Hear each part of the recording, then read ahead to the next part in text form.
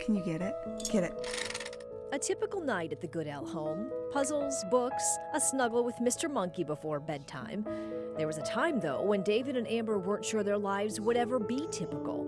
13 weeks into her pregnancy, Amber went in for what she thought was a routine ultrasound. You look at it as a formality. It's just like, yeah, you do the ultrasound, whatever. Maybe we'll find out the sex of the baby. That's kind of the biggest thing that you're wondering about that you might learn that day. So to get a phone call that there's a problem and that there's an issue is, I mean, you just stop dead in your tracks. Amber and David were told their baby girl had what's called gastroschisis. Her abdominal organs were growing outside of her stomach. They were assured by their team of doctors that the birth defect could be fixed after the baby was born. But the anxious uncertainty of what was to come made the wait almost unbearable. These babies have a risk of stillbirth of like 10%. So that whole time you're going to bed every night wondering, okay, it's another 10 days till my next appointment. I haven't felt her move a lot today. Is there something wrong? Did we lose her?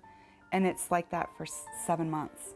Amber was monitored closely over those long months as the doctors weighed the odds, the risk of damage to the organs since they were exposed to the amniotic fluid, or the risk of premature delivery.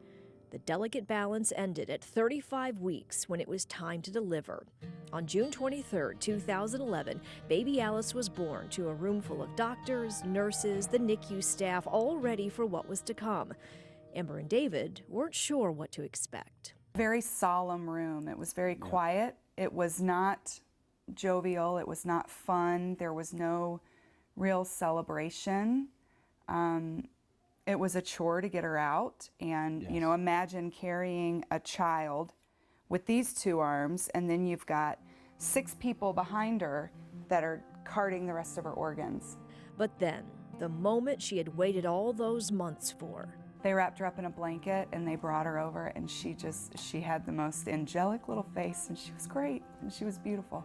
Doctors had prepared them for what came next. Alice's tiny organs were placed in a silo and slowly introduced into her body. They found that if they put all these organs and the bowel and everything into a sterile bag, literally this little baby sitting in an isolette with this bag hanging on a hook above her, and every day they just squeezed it with like a tube of toothpaste and would tie it off. So every day a couple inches would go back into her belly. This technique was pioneered at DeVos Children's Hospital and is now used by physicians around the world. 6 days after they started the procedure, Alice had surgery to put the organs in place and close the wound. She was home within a month.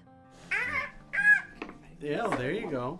And look at her today. At almost a year and a half, she is happy and curious and full of energy. Don't tell her she was born with issues today, because she is an absolute spitfire, and she's a pistol. She is a pistol. She's amazing. And her parents are grateful. All the money that's been given by the March of Dimes, the care that we received at Helen DeVos, it is the reason that she's alive. And we just feel so lucky that we have her as a part of our family. You don't really think about it until it does happen to you, until you need that support. And the money that goes to March of Dimes for the research and development that directly affects you, that's wonderful.